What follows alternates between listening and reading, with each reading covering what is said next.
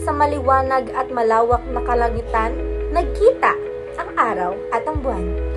Bagamat palaging salungat ang kanilang oras, tila may isang mahiwagang pagkakataon na ipinagtagpo sila ng tadhana.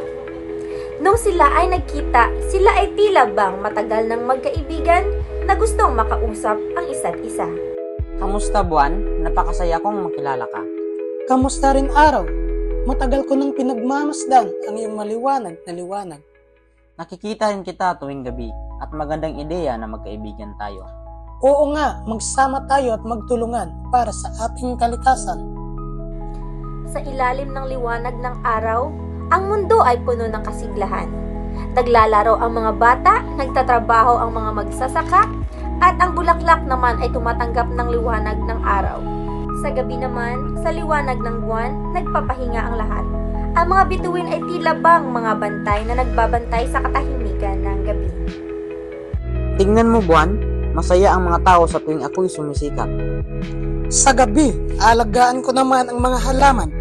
Gamit ang tubig, magtutulungan tayo. Tama ka, magkasama nating aalagaan ang mundo. Laging may tagumpay kapag nagtutulungan, araw. Isang araw, sabay na naglabas ng kapangyarihan sina araw at buwan. Ngunit, hindi nila inaasahan ang mangyayari sa kanilang pinaghalong kapangyarihan.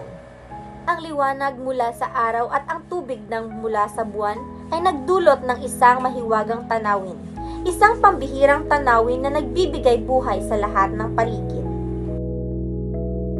Sa kabila ng kanyang tagumpay, dumating ang araw na nakaramdam si araw ng pagod. Ang kanyang sinag na dating maliwanag ay lalong humina at napansin ito ni buwan. Pagod na ako, buwan. Hindi ko kayang magbigay ng kasing daming liwanag gaya ng dati. Araw, hindi ka kasing liwanag ngayon. Anong nangyayari? Kailangan ko ng pahinga pansamantala. Magbibigay ako ng mas kaunting liwanag. Huwag kang mag-alala. Alagaan kong mga halaman habang nagpapahinga ka. Habang nagpapahinga si araw, sumikap si buwan na punan ang kakulangan. Nagbigay siya ng mas maraming tubig.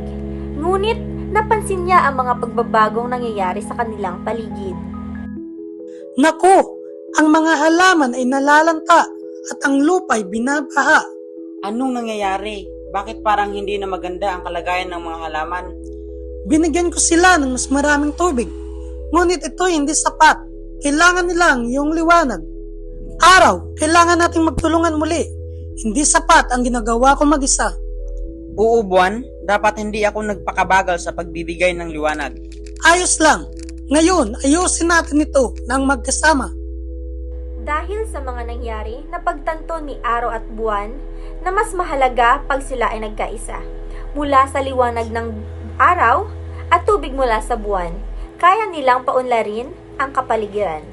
Dito nila nalaman kung gaano kaimportante ang balanse sa mundong ginagalawan. Araw, sa tamang balanse ng ating kapangyarihan, alagaan natin ang mundo. Oo, buwan. Sama-sama nating palakasin ang mundo.